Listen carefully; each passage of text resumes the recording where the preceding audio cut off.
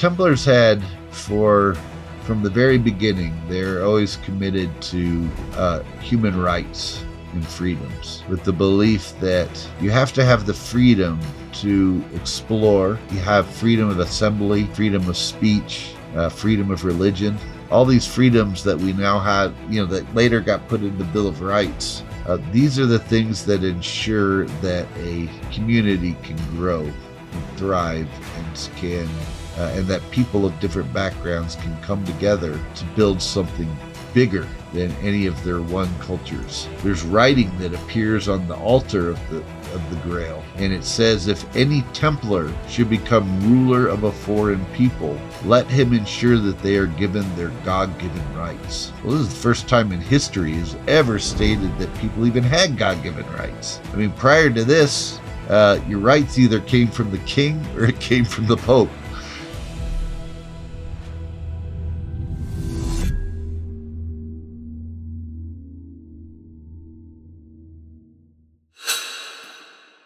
Very appropriate. Yeah, that's great.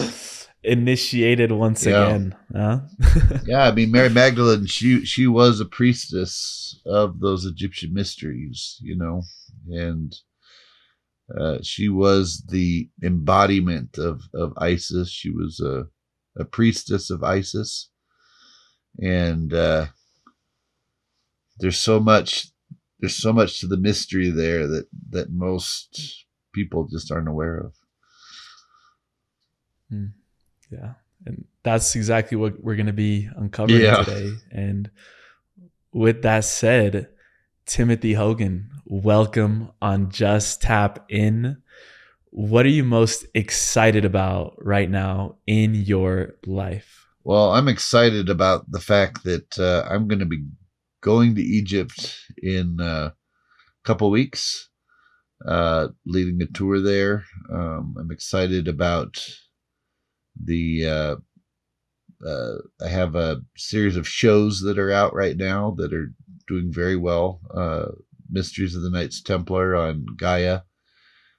Secrets of the Knights Templar that you'll find on YouTube with Zohar, Stargate Productions, and then I'm doing some other stuff too. I'm working as a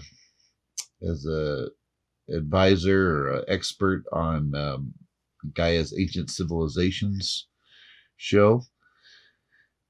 And really, my excitement with it has to do with there's so much information that we're trying to get out. And when I say we, I'm talking about the mystery tradition, particularly within the Knights Templar, that it's just time to get out and to change the perspective of a lot of things that people think they know, and to make these spiritual teachings and these spiritual truths something personal as they need to be. So it's a very exciting time. So yeah, when we look at cultures around the world, a lot of them speak about a great flood that occurred, a few thousand years ago, and that there was a pre-Diluvian civilization now resurfacing in knowledge of what we now know as Atlantis, or what we're calling Atlantis. And in that moment when Atlantis collapsed, you've said that a lot of knowledge and a lot of technology had to go into hiding. I would love to start off from the beginning. Sure. At what moment did the Knights Templar come in after that civilization collapsed, and what were they preserving? Yeah, so, we're looking at a pre-cataclysm civilization. Atlantis, collapsed by our reckoning during what was known as the Younger Dryas cataclysm event about 12,500 years ago, which is a long time ago. But when Atlantis collapsed, it's right before it wasn't like it all just happened all at once. I mean, it collapsed in stages over, about 100 years. And during that time, they sent out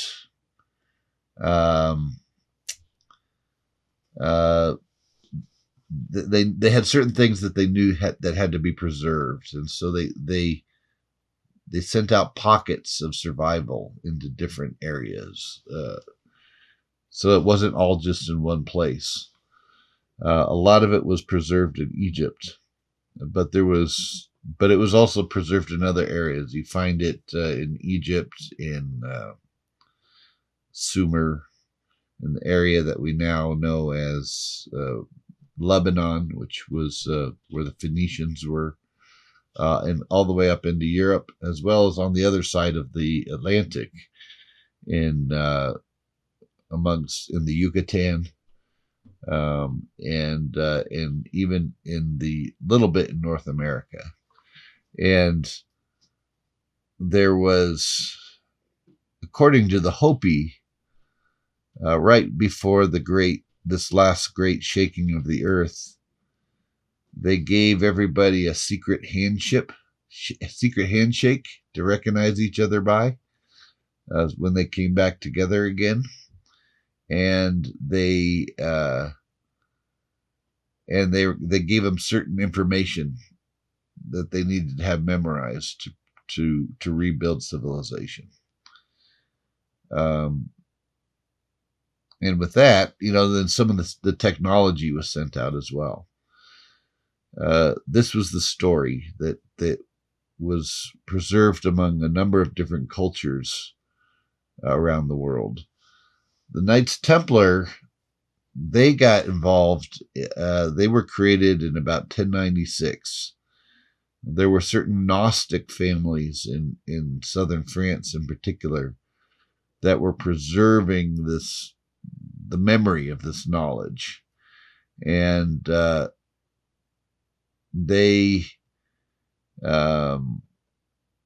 there were also certain Middle Eastern lines that were preserving this knowledge. And one of the first Grand Master of the Knights Templar was a guy by the name of Hugh de Paynes. And he had come from a Gnostic Islamic line, what we would call Sufi today. It wasn't called Sufi back then, but it would be called Sufi today. And he and Godfrey de Saint Omar were sent to Constantinople to meet with some people that were in charge as a center of preservation of a little bit of this knowledge. And they went to Constantinople. They were initiated there. They were given the mission to start the Templar Order, specifically to go find these artifacts. It was known that some of these artifacts were in the Holy Land, were in Jerusalem. And the fear was, at the time, there was crusades that were starting up in the Holy Land. And so the fear was that if the Crusaders got a hold of these artifacts, which included texts and other stuff too, that they would, and they turned them over to the Roman Church, that they would disappear or be destroyed, because people wouldn't understand what they were. So the Templar Order, under the guise of protecting, there were 9 original Templars, and their stated purpose for being was to protect all the pilgrims in the Holy Land. Well, as you can imagine, that'd be pretty impossible, 9 people to protect all those. So that was kind of their cover. They did ultimately later on, as an order, they did protect pilgrims in the Holy Land. And the purpose of a pilgrimage really was, when you leave your territory that you've been conditioned and raised in, and then you go to some other part of the world and you see that the people there are really not that different than people you're used to growing up with, and that they may have a different religion, but it's really not that different than what you were raised in. You begin to see the commonalities of things, and you begin to see a bigger oneness of humanity. So the Templars were involved in that, but they were also doing digging under the Temple Mount and other places, and they found artifacts in Jerusalem, and then this led them to Egypt. Because there was some of the things they found were Egyptian in nature, so they realized they had to go to Egypt, and they went to Philae, where the Temple of Isis is, and that's where they set up their headquarters. And if you go there to this day, you'll see Templar crosses all over the place. And it was from the Templars setting up shop there. They made friends with the Copts, the Coptic Church, the Ethiopian and Egyptian Coptic Church, which was a different form of Christianity than what was most people were used to in Europe. But they were preserving certain information as well. And then from there, they went to all the main Egyptian temples and collected knowledge, wisdom, and artifacts. In fact, if you go to most of them to this day, somewhere on the property, you'll find a Templar marker or monument that was placed at all these temples with the big Templar cross on it. And it's because they were researching at all these different areas. I mean, Temple of Hathor, Temple of Seti the First at Abydos, the Temple of Horus at Edfu. They went to Esna. They went to all these places, but while they were at the Temple of Isis at Philae, this is where they saw the image of Isis nursing the young Horus. And the Templars were, part of what they were doing too is they're bringing back, they recognized that these temples, particularly like at Karnak and Luxor and some of these other places, they were built to be like human bodies in stone. The Egyptians built them so that the different parts of the temple corresponded with different parts of the human body.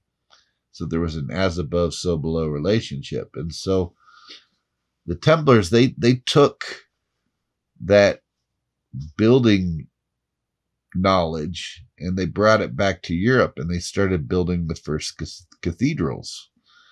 And so like cathedrals like Chartres and Saint-Germain and Notre Dame de Paris and Amiens, and all these cathedrals were all financed, and the initial building was by the Templars. They were building these things.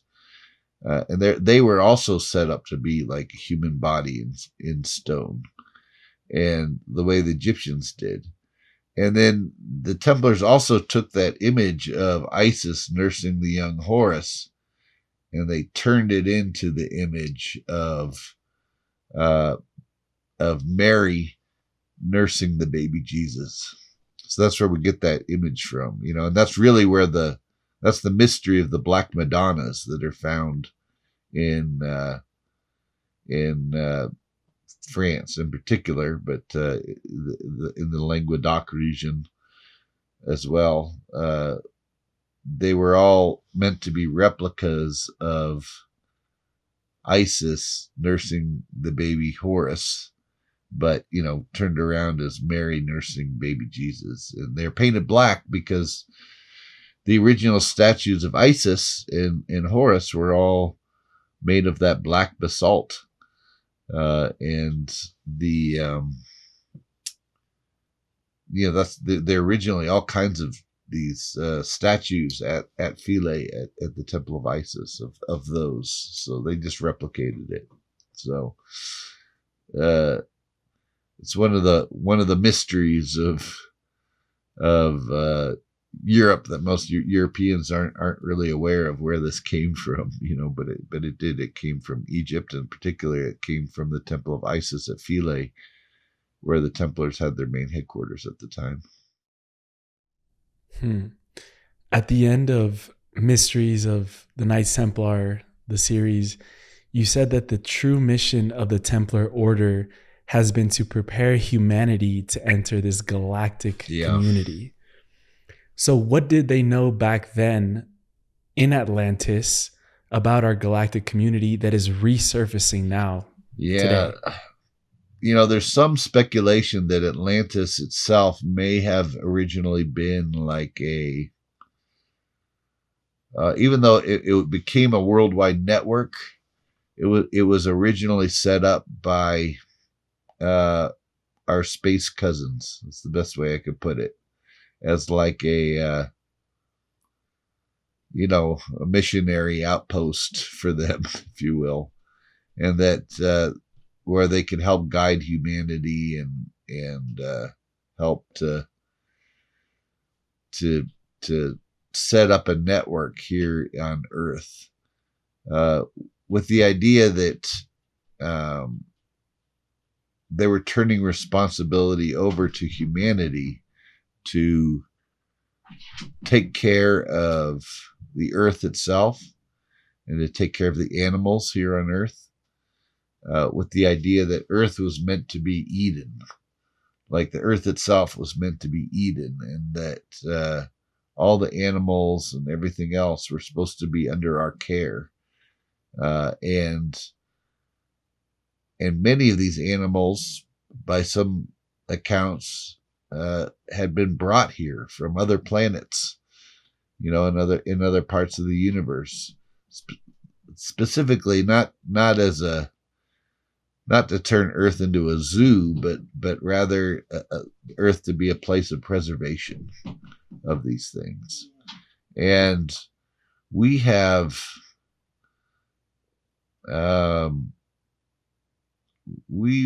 been terrible at this responsibility, in my opinion. I mean, we're not doing good at it. And it could be part of the reason why you see all these UAPs showing back up again right now. But the idea originally was, this is what we were supposed to do. We were given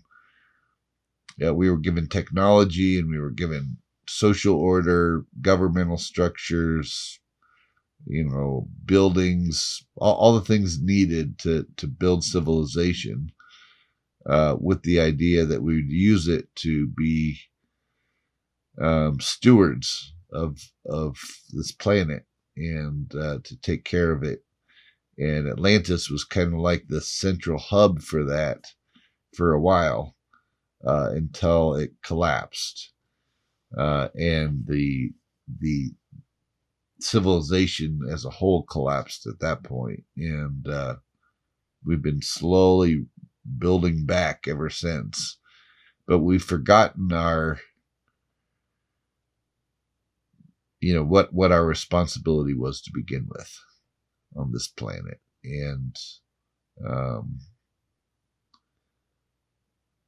and it's not just to protect the Earth and the animals that are on it, but it was also to develop ourselves and to raise our own consciousness, and to get us to a point where we have a healthy balance between our spirituality and our technology, and that so we could once again join our other brothers and sisters who are already out there in the stars.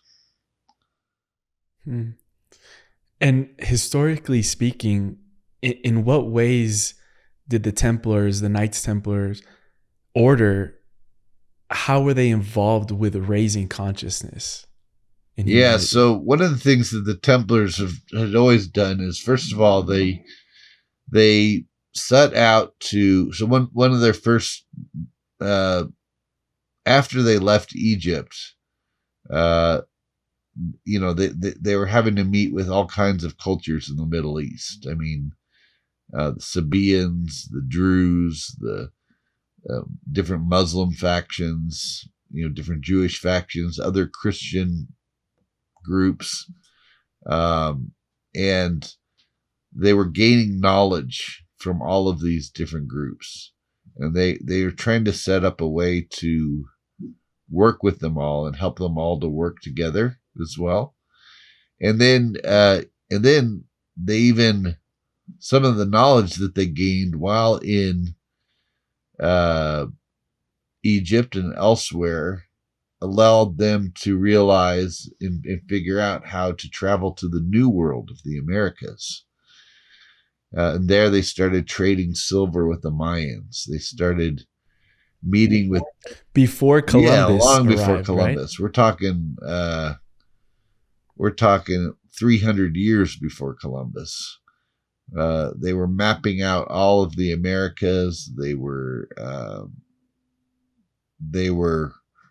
working with the different tribes. They were they set up treaties and worked with them, and it all came from this belief that everybody, regardless of your race, regardless of your background, regardless of your religion, everybody has a spark of God within them, or a spark of the Creator, whatever you want to call it, and that we're all connected. That spark that's in you is the same spark that's in me. Sometimes the Templars referred to it as a sacred flame, or as the God within, or they had different names for it, but it was based on this idea that we are all one mind. We are all living within the mind of the Creator, and that we are we're all connected. And but the problem is people forget, and they don't remember that part of themselves within them, and that's what causes things to go out of order. But if we can attune with that thing within ourselves, that not only does it help us to be in tune with the natural energies of the universe, but it allows us to be in tune with each other too. And so this was really the spiritual belief system of the Templars, and which was, very different than that of the Roman Church at the time that was funding them. And so they worked with the Roman Church, but they also worked with the Eastern Orthodox Church. They worked with the Johannite Church. They had no problem working with anybody because they recognized the Spirit of God is within everybody. So the Templars didn't have problems with people. There were later religious establishments that had problems with the Templars, though, because they were so open-minded, and because they were so they were willing to work with anybody of any religious background, and you even find this within the Templar order itself. Like, if you go to Istanbul now, or which was once Constantinople, if you go to the former the former Grand Commandery of the Templars there's actually a secret crypt under it, and in that secret crypt is buried Templars of different religious backgrounds. I mean, they were outwardly, they would profess that they were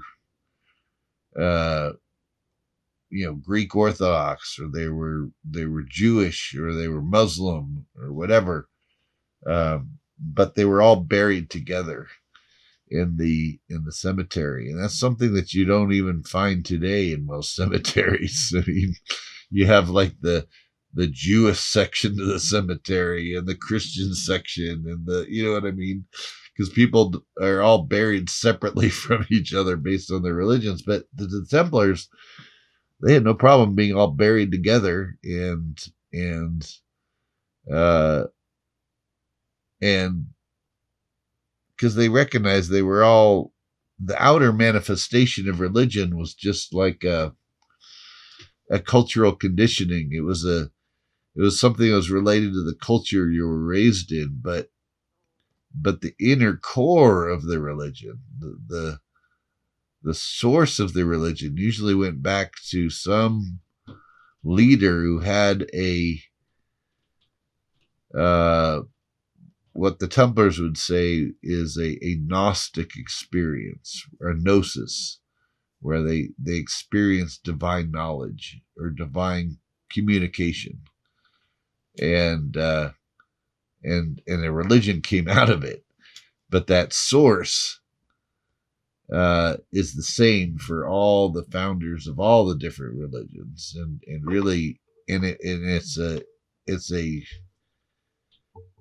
it's a place that everybody can go to through their own efforts if they have the right intention, the right devotion, and they really want to connect not only with the Creator and all of creation, but all of humanity too. So, yeah. So, we're talking historically right now, but knowing that, the Knights Templar Order has survived up until today, and you're actually a Grand Master of the Order of the Sovereign Temple of Initiates of the Knights Templar. And I was wondering, because this is a very unique journey that you've taken, that, it comes from a lineage in both sides of your family. I'm curious to know what levels of Gnosis came through while you were studying these teachings, while you were really getting deep into the trenches with this knowledge that's coming through from many, many years back, even Atlantean times. When did that Gnosis fully come in for you? Well, it was always, when I was younger, it started out as my interest in the stories of the Holy Grail. And, I was really into this idea of the knights going on this quest for the Grail. But you always, there's this elusive question as to what the Grail really is. And, the Grail may be several different things, but all of these different things are pointing to the same idea, that it's the connecting point between the individual consciousness and the God consciousness. And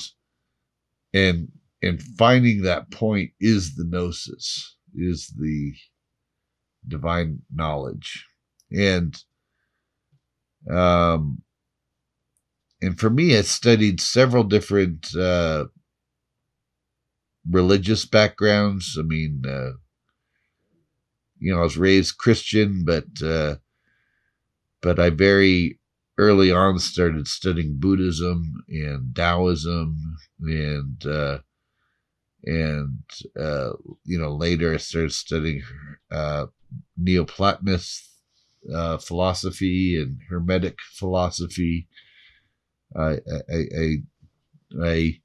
taught myself Hebrew so I could begin to study Kabbalah, and later I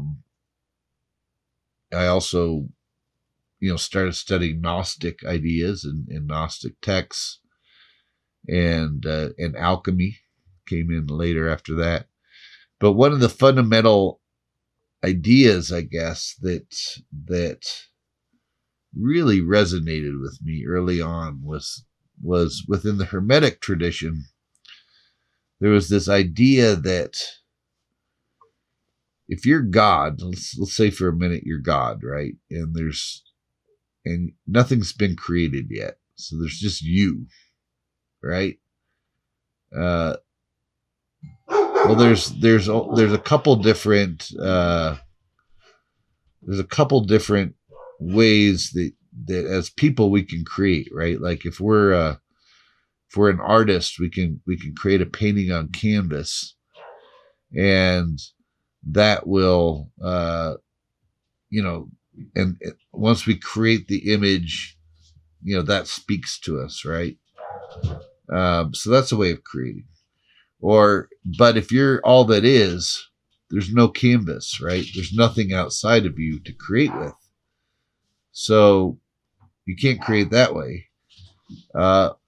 Or let's say, like a man and a woman get together and they have a baby. That's a form of creation. But again, if you're all that there is, there's nothing outside of yourself to create that way with. Or same with music, you can compose music, but and then let the music speak to you, and the music will tell you something about yourself. But if you have nothing to create music on, if you're all that is, the only way you could create is within your own mind, right? You could create music in your mind. You could create paintings in your mind. You can create. So the reality is that the creator had to have created everything within his mind. And we are living in the mind of the creator. And just as the physicists say, the more they look at reality, the more it appears like a giant mind.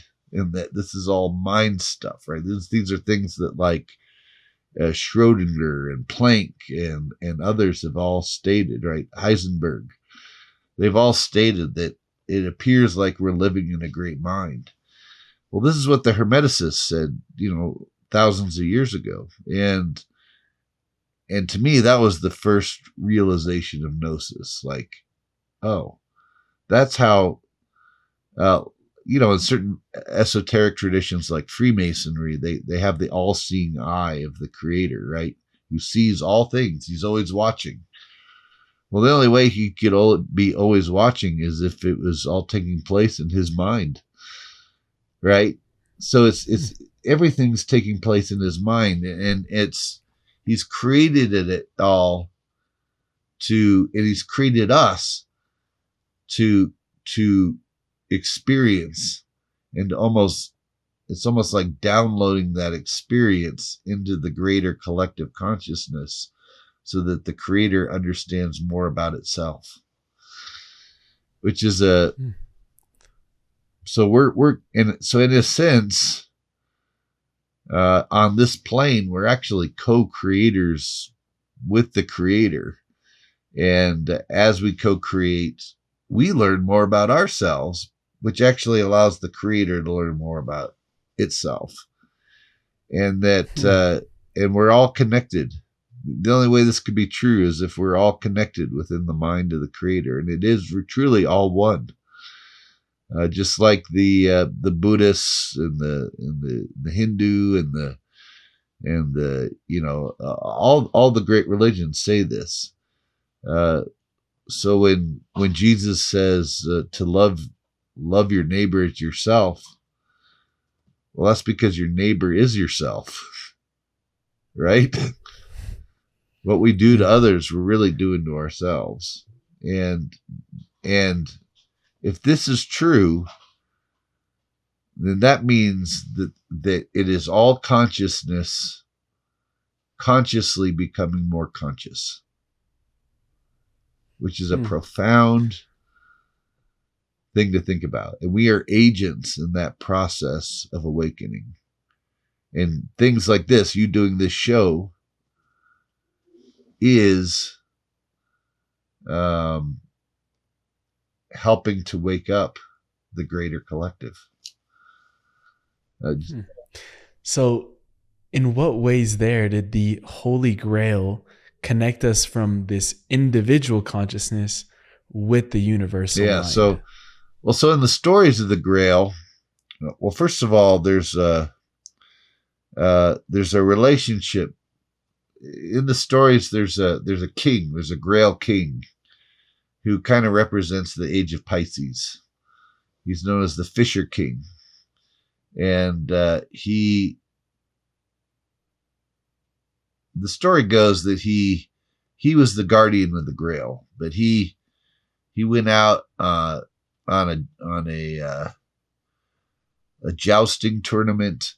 He got stabbed in his genitals, and it's just symbolically represented, fertility and life and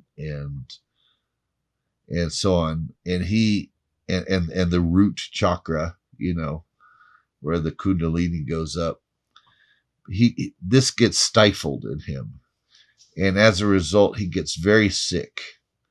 And the Grail legends say that his life is torn between dualities. He's not alive, but he's not dead.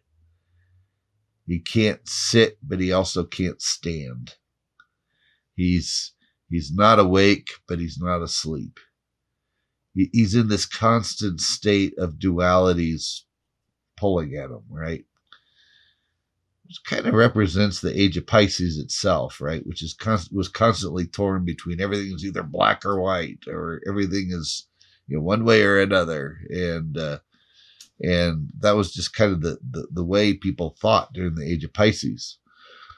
But as a result of him getting sick, the Earth itself also got sick, because there was a as above, so below relationship between the Fisher King and the planet itself. So the crops stopped growing. There was plague that set in across Europe, or across the world, really, and everybody was lost. They were spiritually lost. They were malnourished. It was a desperate time. And in many ways, this is the Kali Yuga, right? Exactly right. Yeah. In many ways, it's also kind of like the way things would have been after the last great cataclysm as well, right? When after this Younger Dryas cataclysm, the Earth itself was like this. It was in a constant state of trying to rebalance itself, and there were massive floods, and there was no stability. All civilization that had existed near coasts had gotten wiped out with rising sea levels, as ice shelves were melting, and massive ice shelves were melting, and it just led to total chaos. So it was the only thing that, according to the Grail legends, that restores the order is this thing called the Holy Grail. And in the stories, they talk about different knights that all went out in quest for this Grail. But it was Percival who was the one who eventually found it. He was considered a fool and everything else, but he ended up, he had some help with it by a hermit by the name of Trevisrent, who kind of helped him along the quest. And the word hermit comes from the word Hermes. And Trevisrent means threefold knower, which is also the title of Hermes Trismegistus, the head of Hermetic philosophy, who had created his Emerald Tablet, just as the Grail was also depicted sometimes as an emerald, and in that Emerald Tablet is this, of course, famous saying of "as above, so below," which is exactly what we find in the Grail legend.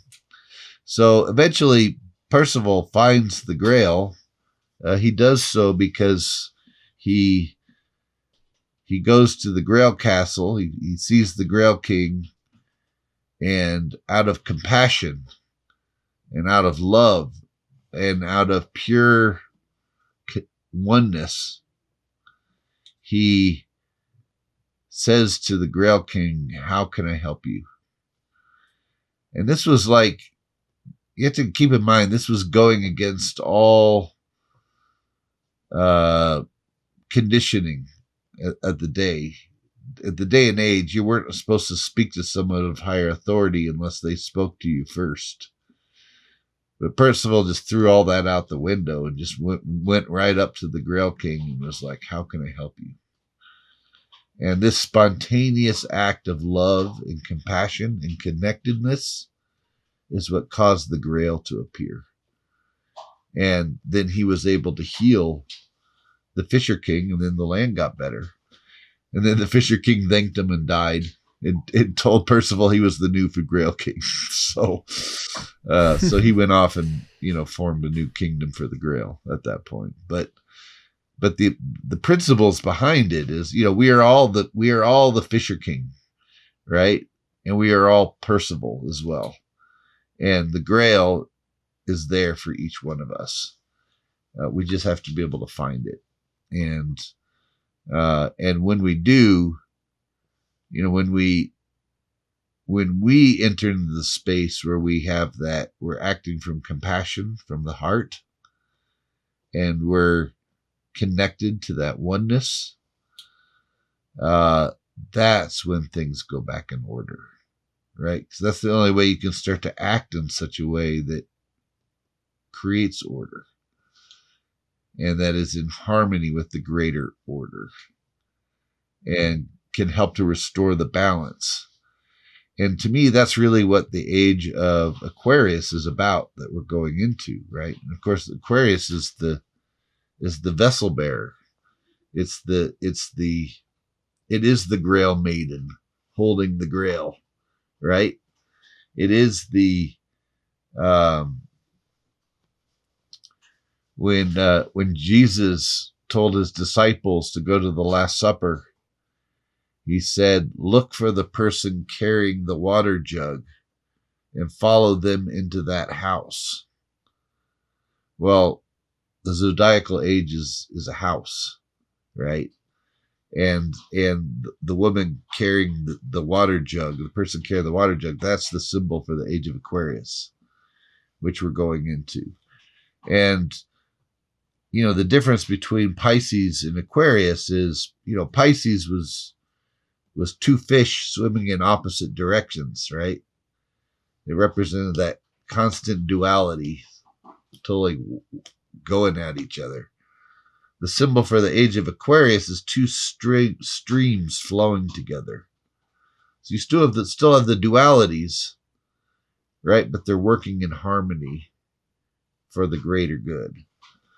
And this is what we need to do as we go into this Aquarian age. And if we find this spiritual connection within ourselves, we can heal the earth. We can heal the wasteland, right? We can establish the connection and the oneness with each other. I mean, even King Arthur's round table was based on what was said to be a Grail table, which was also round. And some say it was based on the zodiac and other things like that. But again, with this as above, so below relationship. But really what we're talking about is,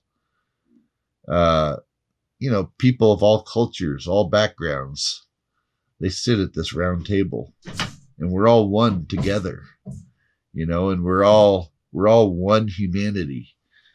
And this is really even on the Great Seal of the United States that you'll find on your $1 bill, where it says "E pluribus unum."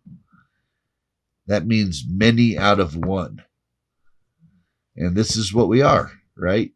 We're many different people. I mean, they meant it as like many states or many people, but they all go back to the one.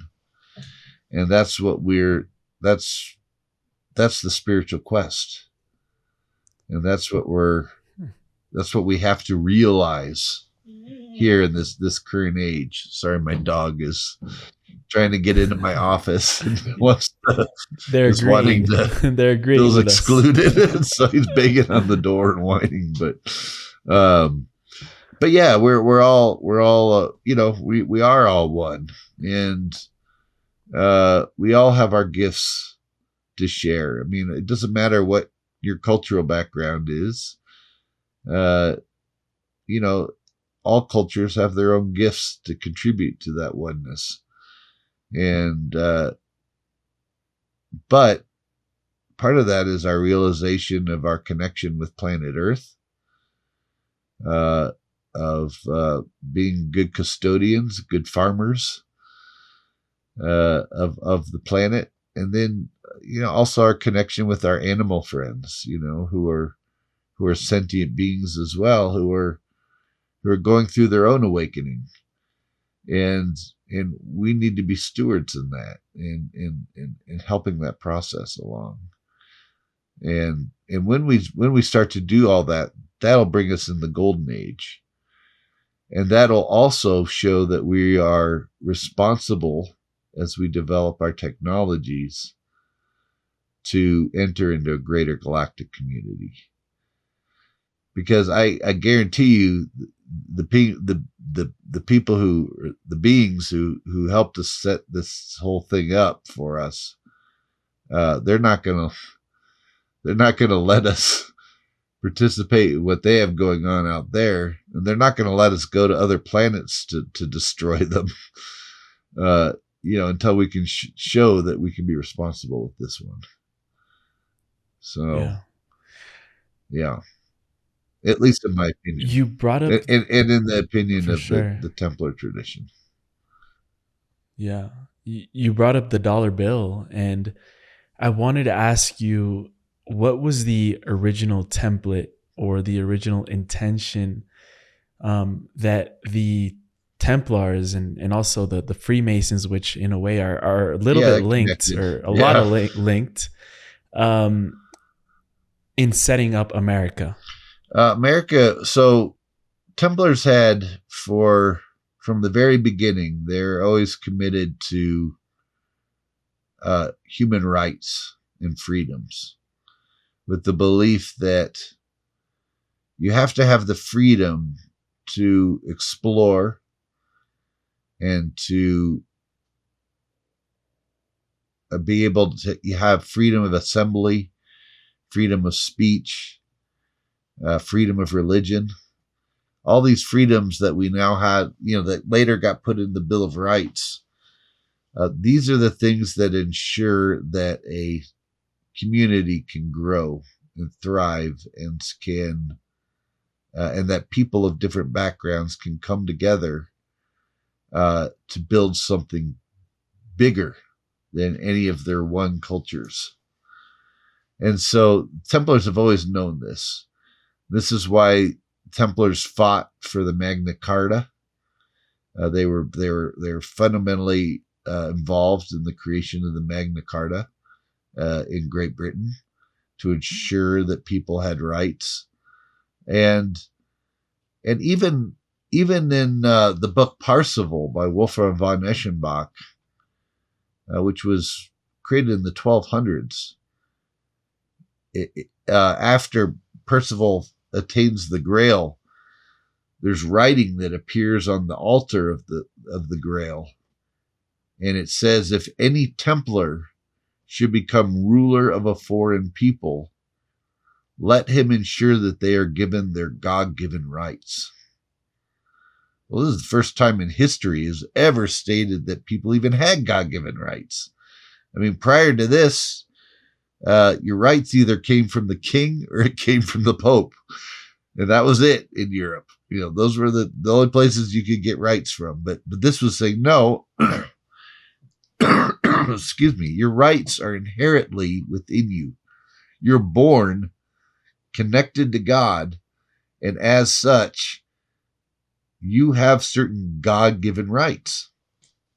And that these need to be preserved for this consciousness awakening to occur. And so Templars have always fought for freedom and for rights of people. And excuse me. So the United States was set up. There were several different attempts that the Templars did to try to set up a free Templar state or a free Templar nation where these rights could be expressed fully. The first place they did it was in Portugal. They set up Portugal as a Templar state originally. But even though Portugal was able to do a lot, they were still wrapped up in the politics of Europe at the time. They had tried to set up Jerusalem potentially as a place for this. But again, with all the fighting and the warring and everything else, that proved to be pretty impossible at the time. They tried to set it up in France, and they got suppressed and that didn't work out. They went to Scotland, and after they were suppressed, and they helped Robert the Bruce fight the Scottish War of Independence from Great Britain, with the idea that maybe Scotland could be set up as a Templar state where these freedoms could exist. But again, there was still too much fighting and everything else, infighting going on, and so that proved to be not possible. They went to Switzerland and set up Switzerland, what became Switzerland, to be a Templar state. Same idea, new start. They rallied peasants, but that didn't work. They fought the Peasants' Revolt in England to try to set up a new order. That didn't work.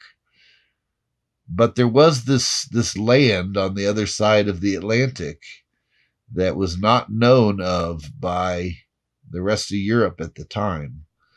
And they said, okay, well, let's just try to start over. We already have good. How did they know about the land? So they had learned of it from a number of different sources. They had, when they were in Egypt, they had come across texts and temple walls that pointed to, in particular, on Elephantine Island. There's a temple of Tutmosis III on Elephantine Island that shows Mayans meeting with Egyptians and trading beads. And the Templars came across these things, and they also encountered some things in Luxor and a few other places that pointed this idea that there's this land on the other side of the Atlantic. So that was one of the first things that they came across that suggested this. They also, one of the texts, according to traditional Jewish scholars, that the Templars had found was the an early version of the Zohar, which was a Kabbalistic text. And the Zohar text talked about the fact that the earth was round, that there were 7 continents, that there was one continent that there was no people living on, that there was, when it was sunny in one part of the world, it was shady in the other part. The earth was round. All of these ideas that the Templars needed to understand the geography of what was out there. So that was another one of the texts that they came across. And then they also had, there were a number of Templars that had come from Nordic families that had been Vikings, that had come out of the Viking tradition. And so the Templars had really learned a lot from that, and had gained knowledge from the Viking material as well. So, and then while they were in Jerusalem too, they also came across certain Jewish texts beyond the Zohar that suggested early Jewish travels to the Americas. So by interacting with all these different cultures, they came across all of these different texts and maps and ideas pointing to the fact that there was this other land on the other side of the Atlantic. So they were very confident they could find it, and they did. And when they did, they set up good relationship with the So one of the things that the Templars had gained in all this process, between not only their own Gnostic culture that they were raised in, but then also meeting with the different cultures in the Middle East, is through their initiation ceremonies, they gained a certain handshake that they found was universal amongst the secret priesthood, shall we say, of the cultures that had come out of Atlantis.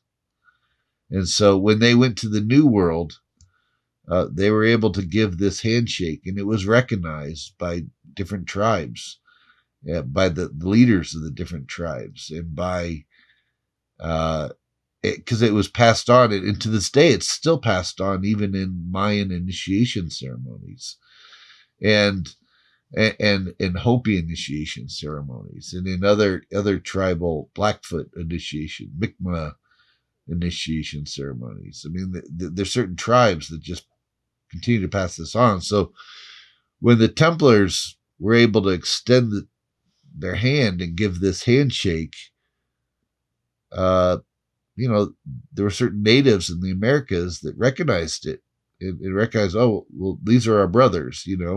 These are the people that had been given the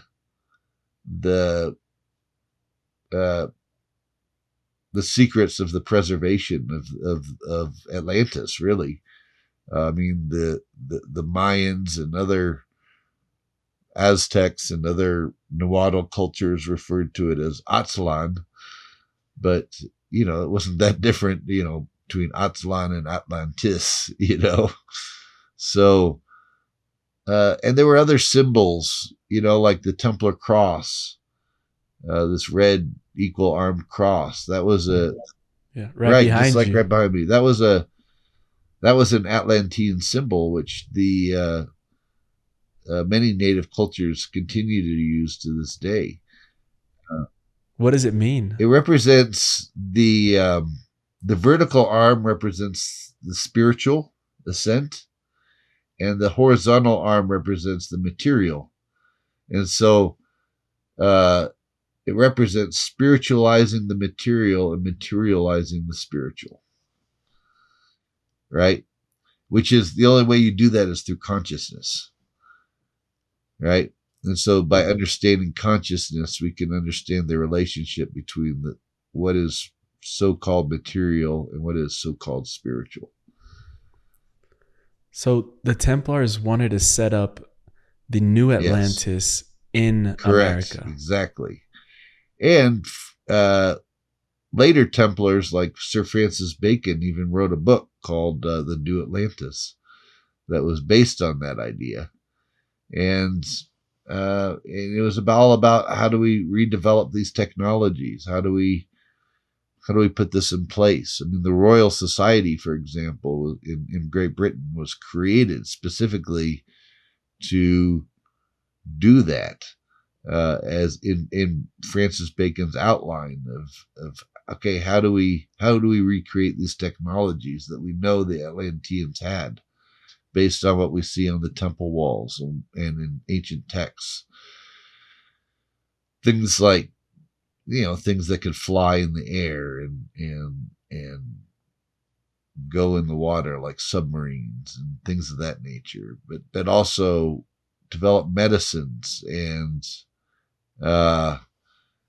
other things that help us to raise consciousness and be healthy and thrive. And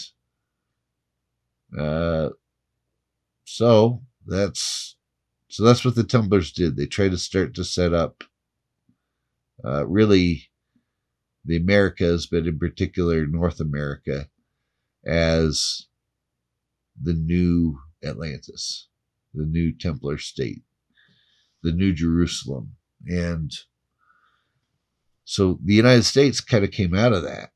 And many of the founding fathers were Templars or Freemasons or Freemasons, which was, there was a close relationship between the two. And so the Great Seal really was the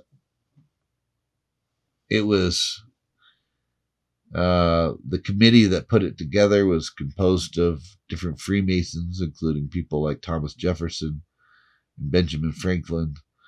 And Jefferson was a Templar. Franklin was heavily involved in Templar-related activities, but it was created with this idea of not only showing our esoteric origins, which was Egypt, really. Egypt was where everything was mostly stored after Atlantis collapsed. But it wanted to be a symbol that pointed towards our divine destiny in the future. We're still completing that process. We're still building the new Atlantis. And the Great Seal was put on the $1 bill by Franklin Delano Roosevelt, who was a Freemason. But he did it after it was recommended that he do so by not only his vice president, Henry Wallace, who was also a Freemason and had been involved in the Templar tradition, but they were speaking with a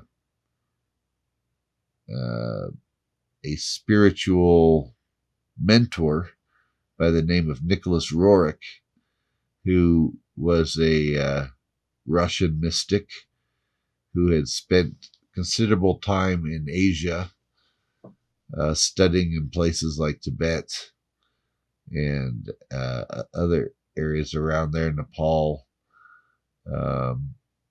And he's the one who recommended to Henry Wallace techniques on how to stop the Dust Bowl. That's how Secretary Wallace originally, he started out he was Secretary of Agriculture under Roosevelt, and through Mongolian planning techniques that he learned from Roerich, he was able to stop the Dust Bowl. And that's what then elevated him to become vice president under Franklin Delano Roosevelt. But then Roosevelt and Wallace were both, Nicholas Roerich was their mentor. They used to write to him all the time. But it was Nicholas Roerich who suggested that the Great Seal then be put on the $1 bill, on something that was commonly used by everybody in the country, so it'd always be there as a spiritual reminder of what our true purpose is. It'd always be carried around in anybody's pocket for them to look at, to meditate on the symbolism of it. So that's really where that came from originally. Long way of answering your question, but yeah, I was curious there, and I wanted to ask you if you feel like this intention and template of the new Atlantis has been successful, and if not, what can we do to get there, not only for just America, but for the whole world as a collective? Yeah, well, it's going to have to be the whole world. I'm not like a New World Order type of guy, but we are talking about a new world order. I mean, the world has got to get it together, and it's America's destiny to lead us in this, and to lead the world in as a model for how freedom can work. How human rights can work, and how are having those rights and those freedoms allows us to build the creative potential and allows us to build the new technologies. And so we've been a leader in that over the last 100 years, I'd say. But it's going to take a world effort for it to come into being. And at some point here, we need to stop fighting with each other. Instead, work with each other to build a global new Atlantis. And I believe once we do that, we show we can be responsible, we show we can take care of not only ourselves, but all the beings on our planet, our animal friends. We can be responsible with our farming and our maintaining a balance in the earth of what it needs. Once we're properly able to show we're able to do that, I think that's when we'll be invited to participate in, with other beings outside this planet, and who are searching for the same things we are, which is ultimately a deeper spiritual connection with their creator and a harmony with each other, and an exploration into new possibilities and connections in the universe. I mean, we all want the same things. In some ways, we're made in the model of our makers, so of course we're going to want the same things. But we have to spiritually get it together first and recognize, there's a great esotericist who I follow by the name of Papus, Papus. He was a French Templar within the tradition, back in the 1800s. And one of the things he used to say is, in the ancient world, if you were a priest of any one religion, you'd be welcomed with open arms into the temples of any of the other religions. Back then, there was no competition between the different religions. They all recognized they were part of the same thing. They just had a different expression. He said, and really what we need to do is we have to be able to get back to that idea that,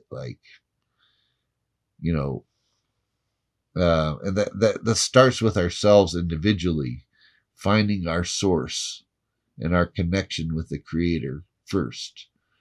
Once we have that, you could go worship in any temple of any religion and still find connection with your source, right? Whether you're going into a mosque and prostrating and laying down before Allah, or whether you're going into a Jewish synagogue, or whether you're going into a Christian church, or whether you're going into a native sweat ceremony, or whether you're going into a sacred grove, a druid grove, or whatever. It doesn't matter. If you're in contact with your source, which is the Creator, you're going to be able to worship your source and connect with them at any sacred place. And we have to get back to that way of thinking rather than fighting with each other over who's doing it better, who's doing it right, or who's not, well, that's my religion says that we can't do that, or whatever,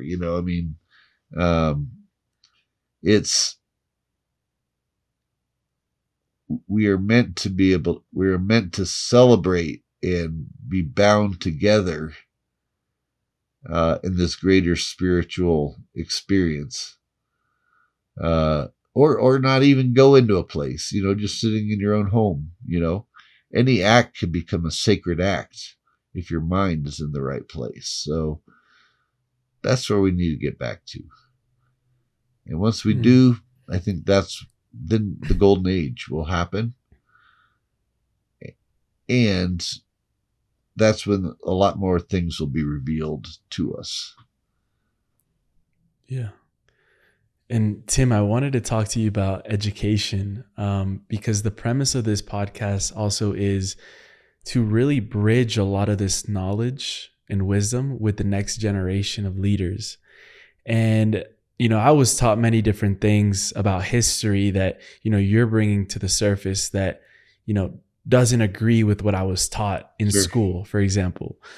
And I would love to, get into your mind and how you would approach education for the new children that are coming in, and what will become that standard history that you foresee being taught in the future, and how these children can be best prepared with this knowledge to be able to carry out the golden age. Well, I think we've, up until now, in history in particular, in schools, we're taught the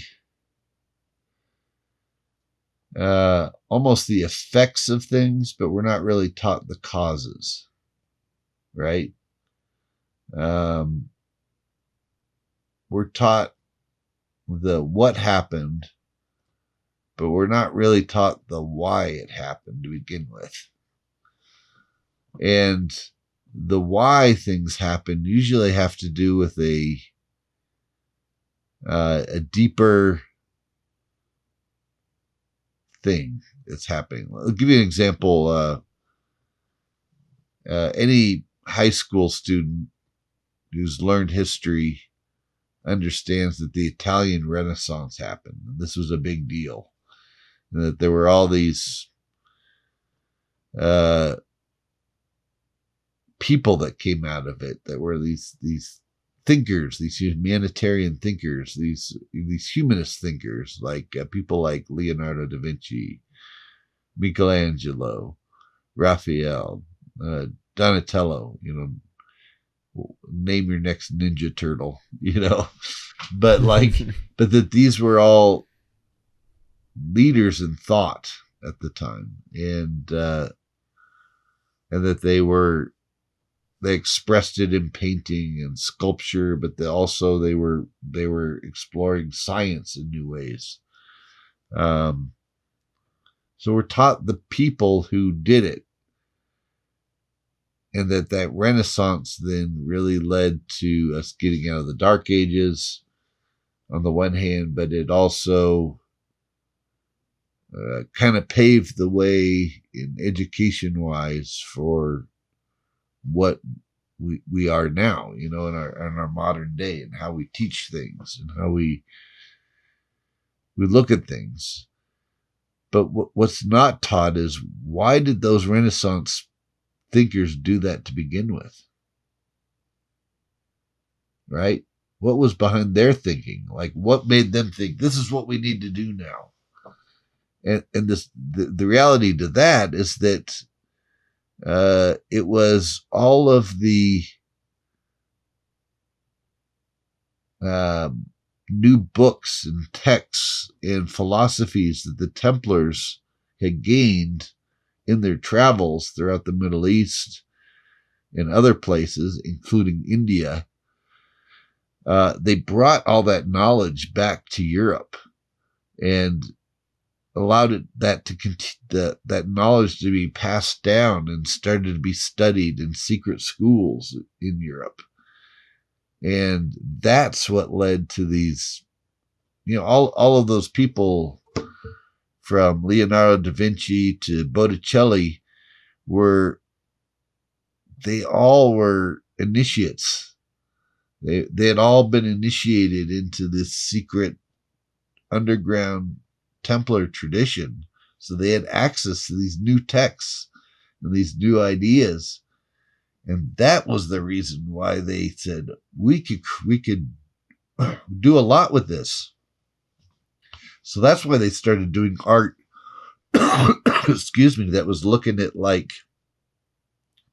not just the Bible, but also ideas from the pagan world, the ancient pagan world that just hadn't seen the light of day. But it was all geared towards reminding people of a shared history that had deeper meaning to it, and that challenged us to be more than we were being. And that's what led to the Renaissance, which got us out of the Dark Age and really created our modern age. But there's so much like that I believe the new generations are going to have access to this, understanding the real whys behind things happened, as opposed to, what I learned growing up, which was just the events that happened. And understanding the why, hopefully, will be inspiring to the new generations to continue that work and create a more fair, equal, law-abiding, and spiritually mature world in the future, and they can start to finish that project of creating this new Atlantis, not just for the United States, but for the world itself. Yeah.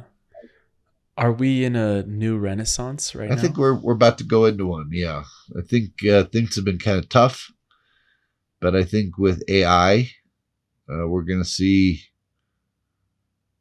incredibly new possibilities that come out of it, because it provides us a system that is able to think for us in ways that we're not able to always see things.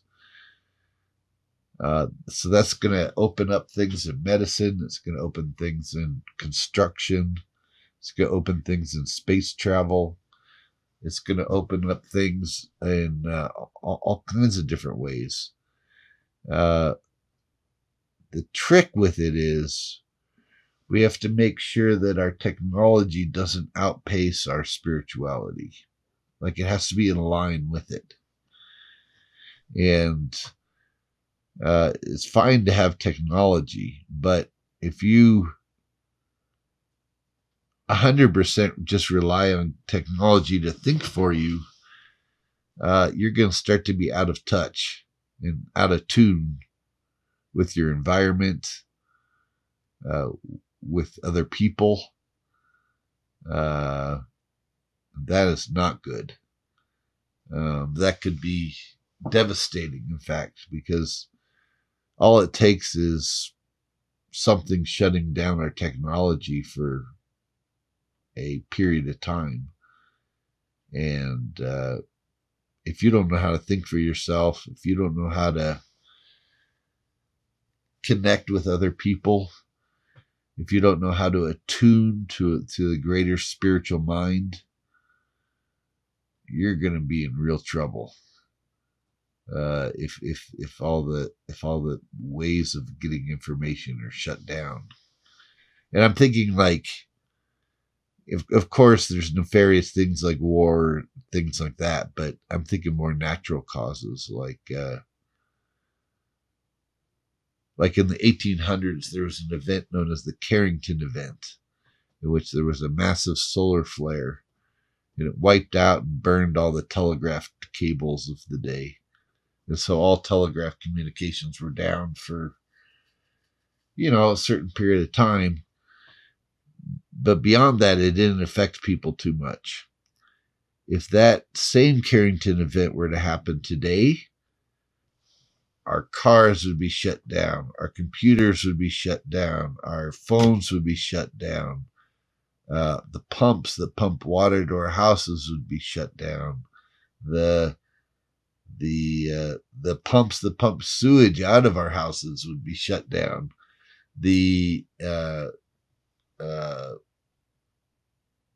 Everything, you name it, water would not be pumped to our houses. There would not be, food would not be able to be delivered. By some estimates, within 2 months, 80% of the population would be dead. just as a result of that. So we have to be able to, and that would 100% be because we are dependent on our technology to do everything for us. So we have to be smart about it. It's great developing these new technologies, but you have to be spiritually attuned to your environment as well, and to fellow people, and to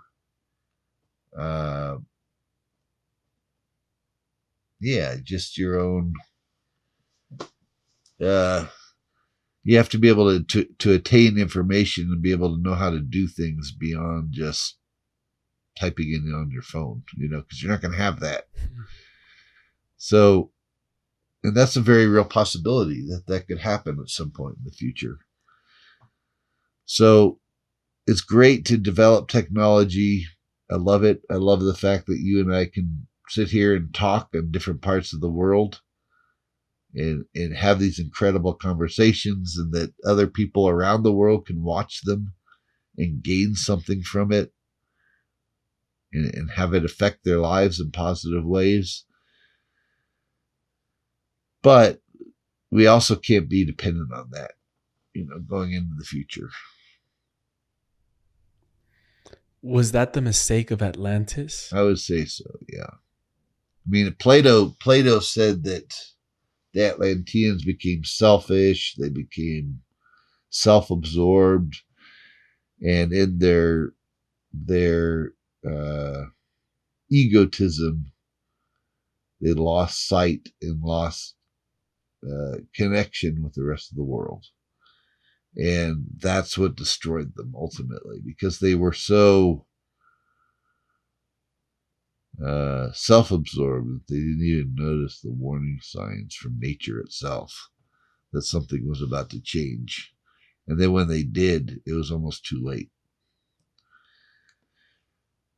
So we don't want to fall into that same type of position this life, but we very well could. Why are the Knights Templar no longer afraid of death? So the Templars are no longer afraid of death because we perform a ceremony in our initiation ceremonies that basically, if it's done right, it causes the candidate to have an out-of-body experience. And once you have that out-of-body experience, you know that your consciousness is more than just your physical body, and that your consciousness can extend outside your physical body and can continue to live even without a physical body. So what fear is there to die when you know that you continue to live, and that who you are is more than your physical form? So that's one of the great secrets to the Templar tradition, and it's something that they gained from other ancient cultures, including the Egyptians, who performed these practices. To this day, Templars still perform initiations in the Great Pyramid in Egypt, which are designed to have these experiences for people, so that they can go on to become great leaders in the world without the fear of death. Well, you mentioned the Emperor Napoleon in 1799. He was initiated in the Great Pyramid. He was. And he was initiated by the Templar order there at the time. In fact, Napoleon's physician was Bernard Raymond Fabre Palaprat, who was the Grand Master of the Templar order at the time. And he was heavily involved in Napoleon's life. There were other Templars within the tradition at the time, including the Comte de Saint-Germain, who were also Templar initiates. And the initiation of the Great Pyramid was one of the It's one of the things they did, and one of the things we continue to do to this day. What does initiation mean to you? So initiation is a ceremony. It's a play. It's a drama that's designed where several group of people get together to perform this ceremony for one person, and who is the candidate.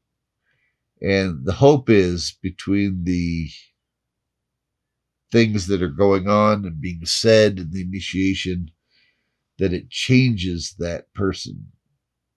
So the person who goes into the initiation and the person who comes out of the initiation are two totally different people.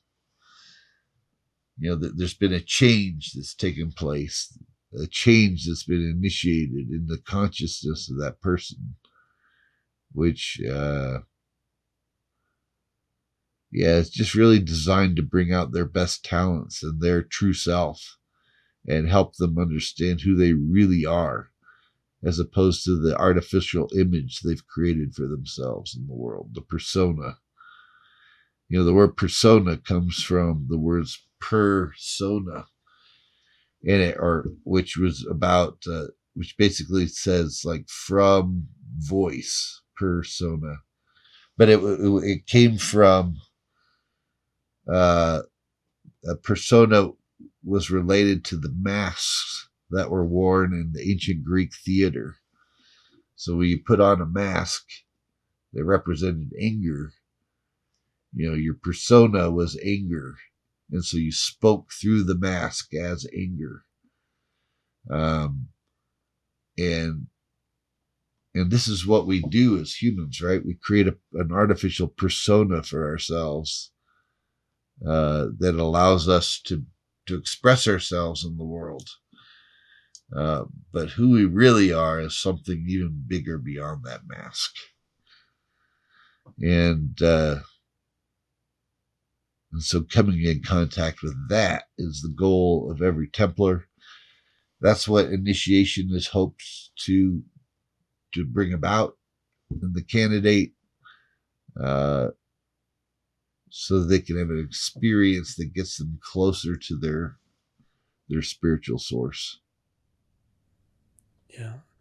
And I know originally the Knights Templar was a brotherhood.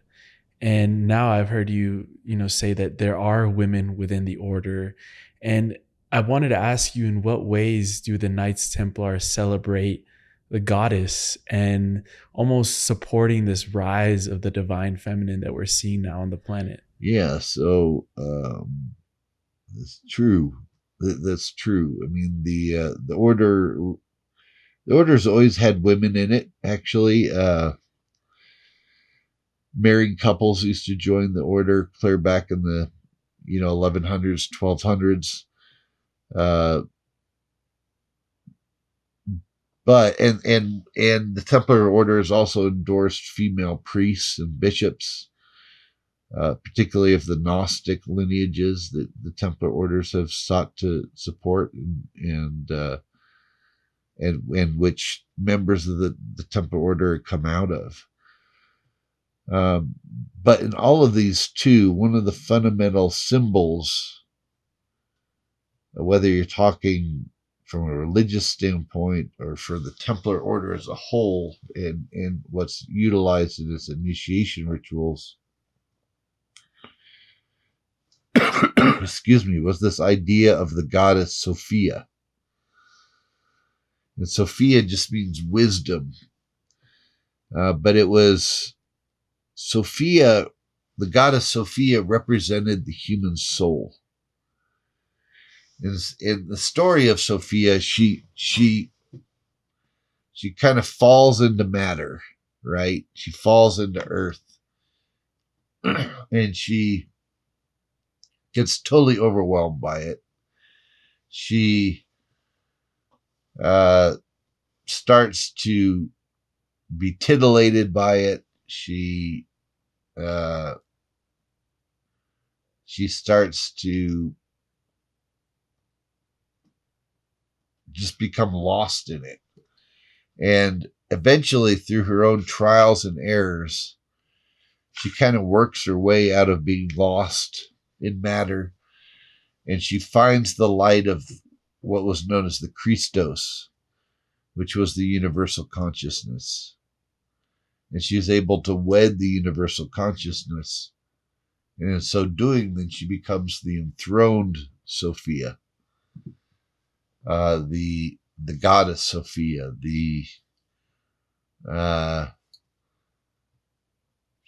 she becomes the arbitrator of time and space, and understanding its cycles and how things work. And that's how she becomes wisdom. Well, this is the story of every human being who incarnates in this world, right? Their soul incarnates in this world. They become totally lost in it. They get overwhelmed by it. They eventually, through trial and error and personal strife, can unite their consciousness with the universal consciousness. And when that happens, then they become a new person, right? And this is the story that each of us have to go through. It's the story each one of us is writing for ourselves. So, but that symbol of Mary Magdalene as Sophia, as the goddess, became the model. It was believed that story originally came from Isis. In the story of Isis, she has her brother Osiris, who's the king. Osiris gets chopped up and into pieces and thrown into the Nile by his evil brother Set. And Isis needs to go and find the pieces and recollect them to put them back together again. And this is a metaphor for how, when we're young, we see the world in pieces, where everything is unique and separate and labeled and distinct unto itself. But eventually, through putting all the pieces together, Isis is able to put Osiris back together as the one. Right? She's able to bring everything back into oneness. And when she's able to do that, Osiris is raised from the dead, and then she joins him in heaven, basically. But this is our own journey too. This is what Sophia was doing. She was putting all the pieces back together into the oneness. And in so doing, that's how she found and married the universal consciousness, the Christos. But again, this is what we're all doing, right? This is what our souls are doing. So our souls are the fallen Sophia that turns into the goddess. And so Sophia, so every goddess is really a representation of Sophia in this regard, from a Templar perspective. And the sacred feminine is just that. It's the other aspect of that journey. And Mary Magdalene, she does the same thing. This is the reason why she's the first to anoint the Christ, the Christos, the universal consciousness. She's the first to see the awakened Christ, right after the resurrection, because she is the Isis character. She is a priestess of Isis. She is the other half of the Christos.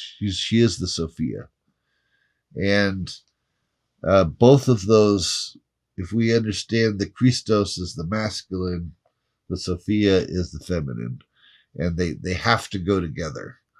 That's the only way Gnosis can exist. And so it's not about just worshiping deities, right? We're replacing a male deity for a female deity. That's not what we're talking about. What we're talking about is, how do these symbolic archetypes go to get fit together to bring about awakening? And how do these archetypes go together within us so that we attain our own awakening? And this is really where the Gnosis happens, the divine revelatory knowledge. And so both sides need to be celebrated, and both sides are sacred.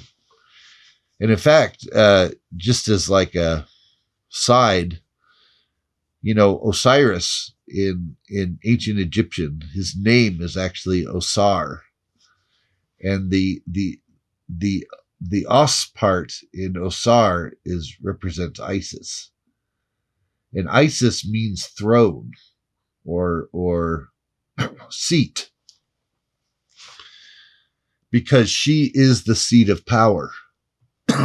So Osiris gets his power from Isis, and that's why she's in his name, Osar.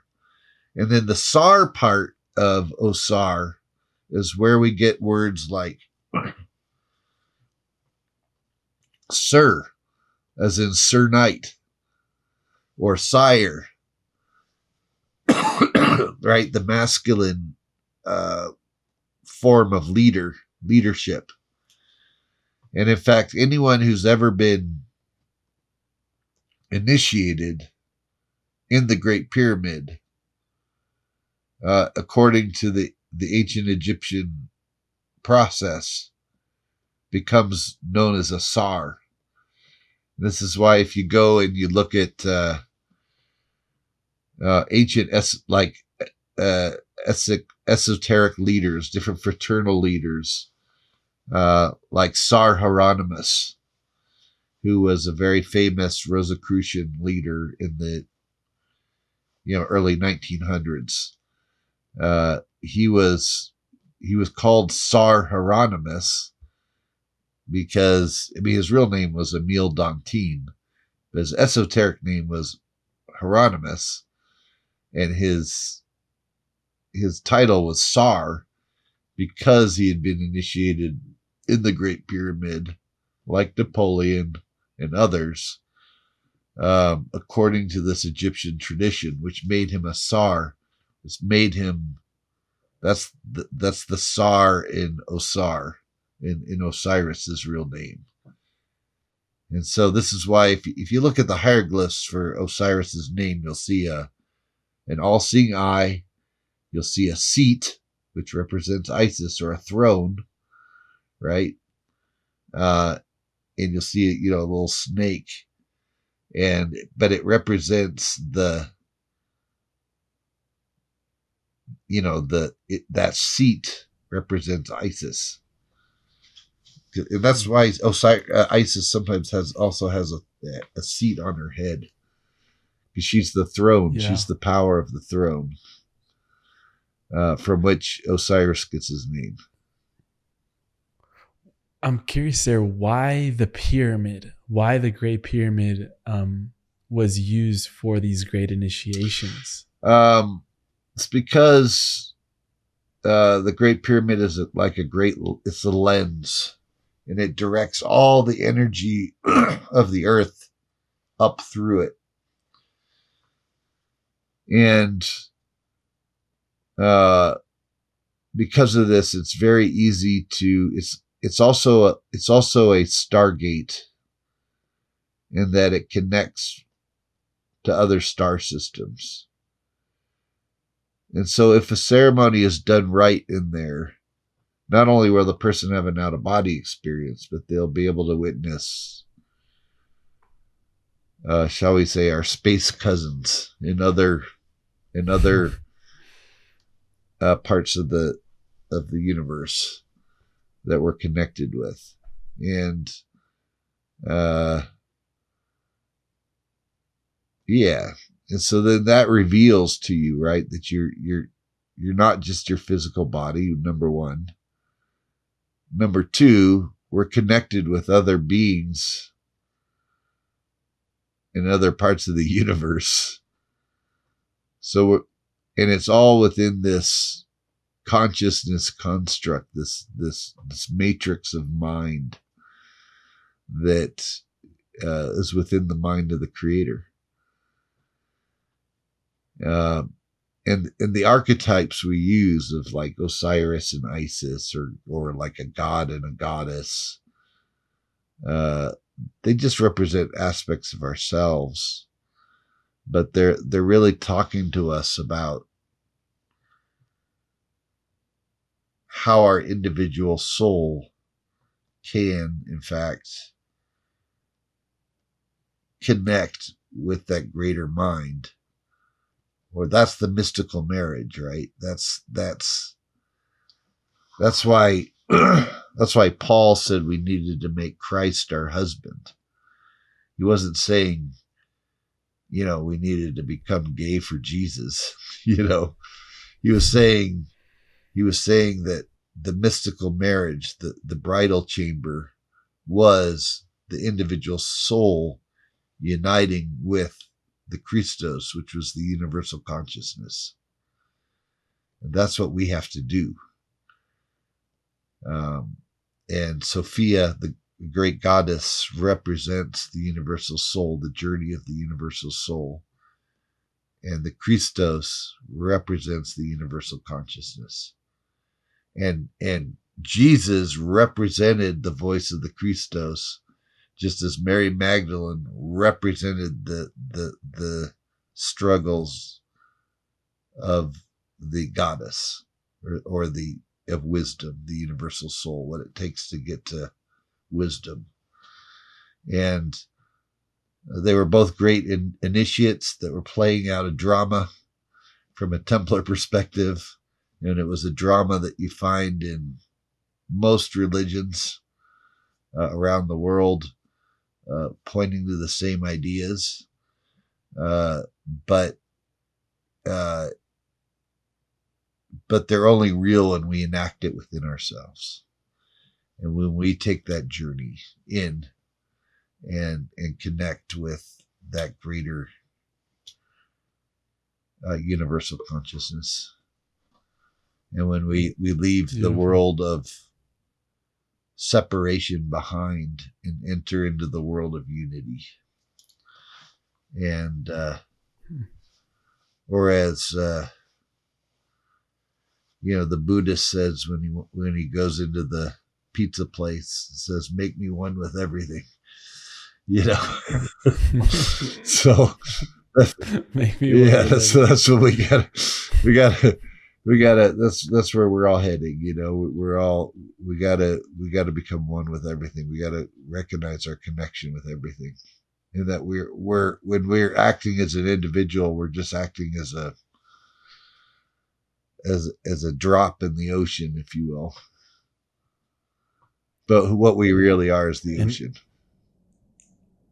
Yeah. And I want to emphasize what you said in the beginning, which was the secret of the Knights Templar is that they see the divine spark within everyone and everything.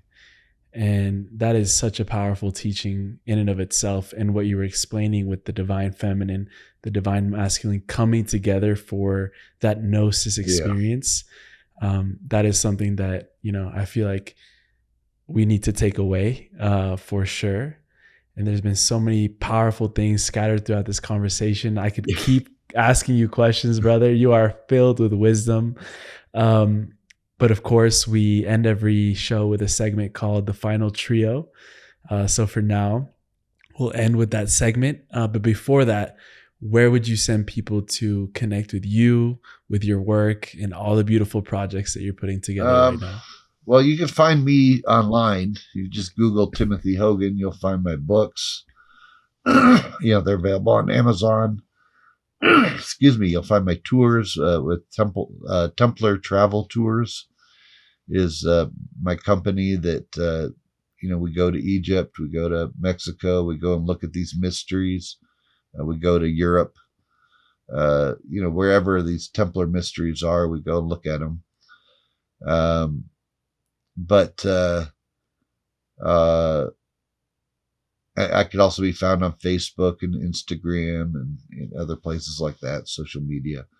The work that I do, the school that I run, the foundation study of it is known as the Templar Collegia. You can find that online as well. Anybody who's interested in going through this Templar work starts out in the Templar Collegia, and where we give you the fundamental teachings of Templars throughout the last couple thousand years that we feel are the fundamental things you need to know before you get knighted and then participate in the higher mysteries. So,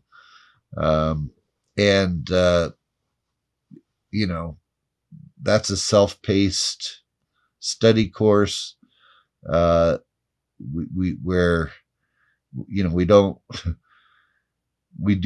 though we do have rituals and things of that nature, it's not a cult or anything like that. We don't tell you what you have to believe.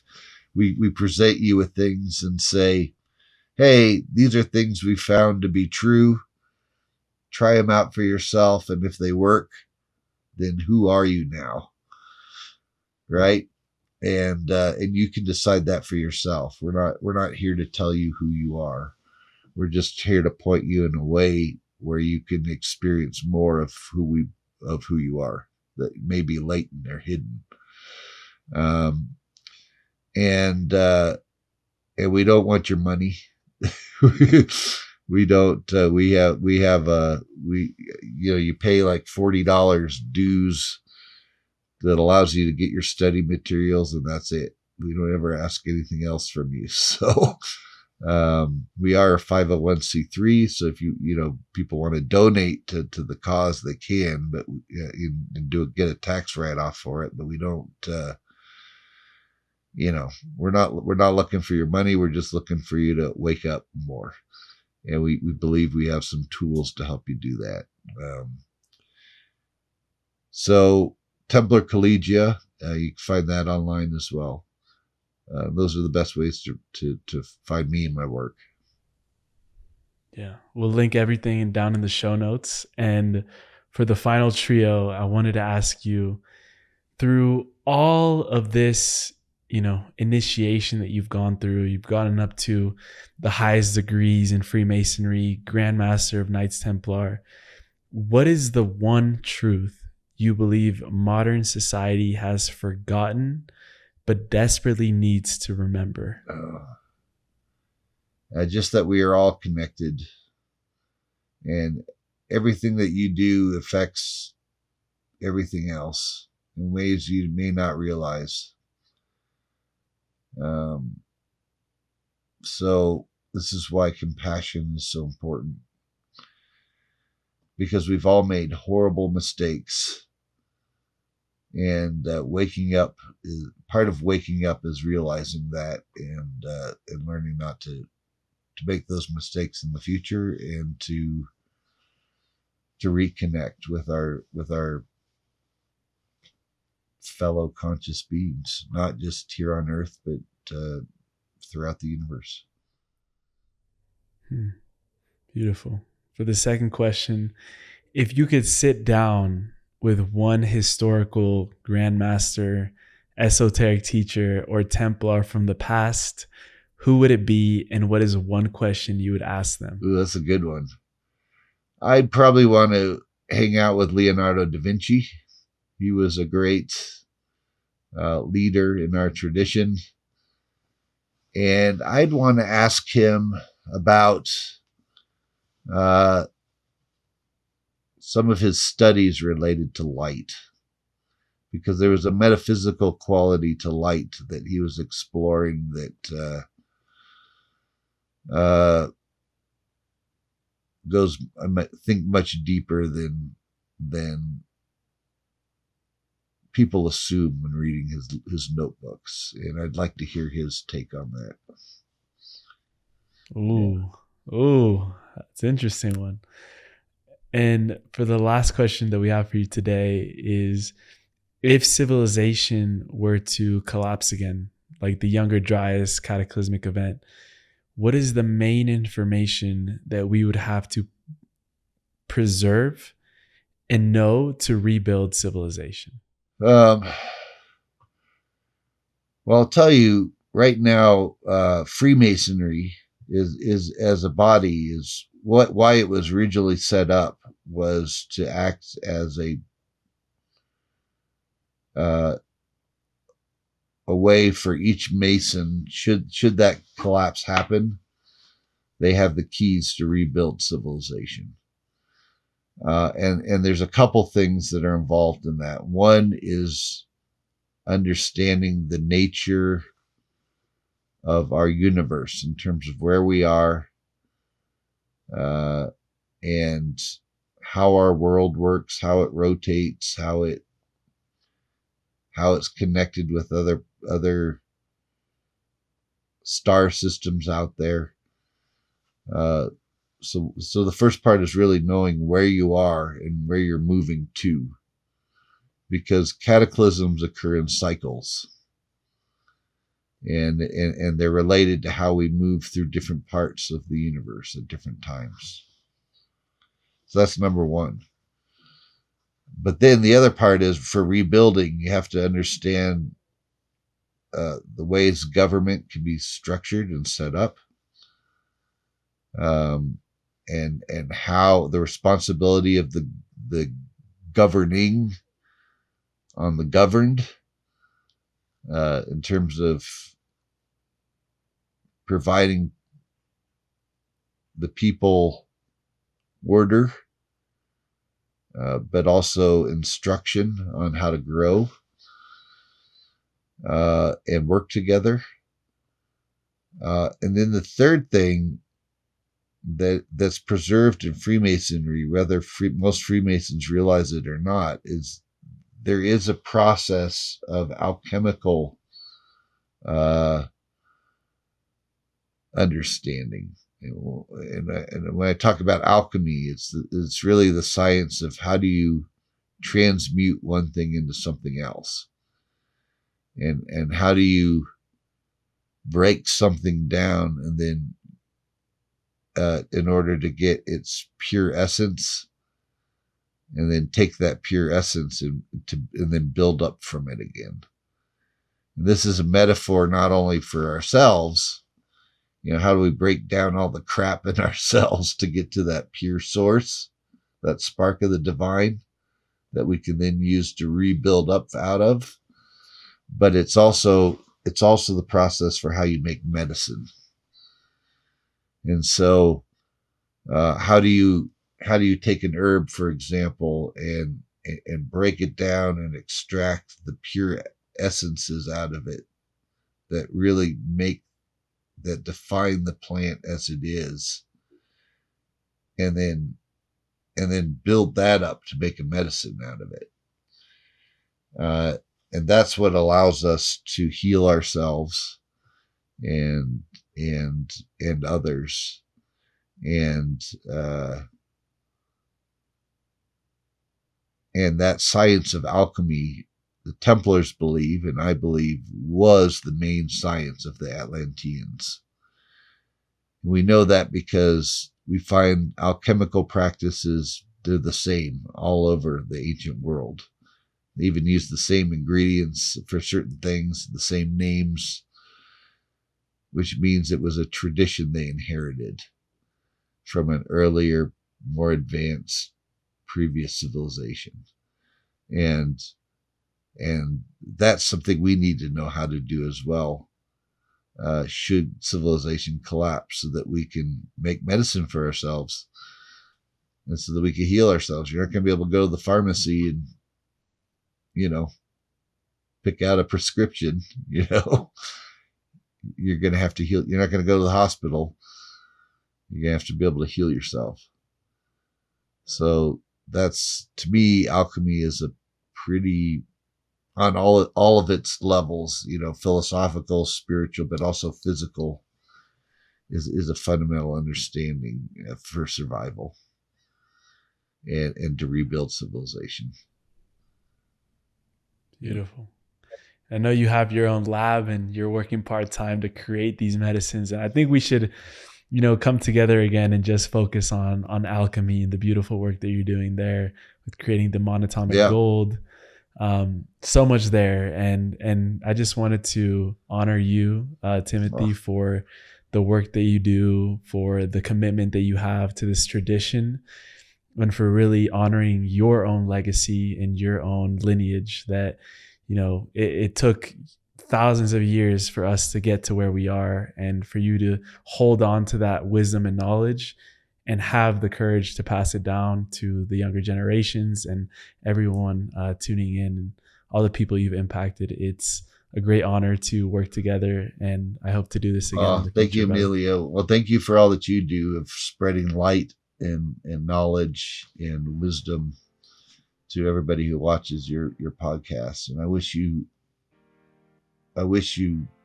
all the success in the world, because the world needs it, and you're a great light in the world for that. So thank you. Thank you, brother.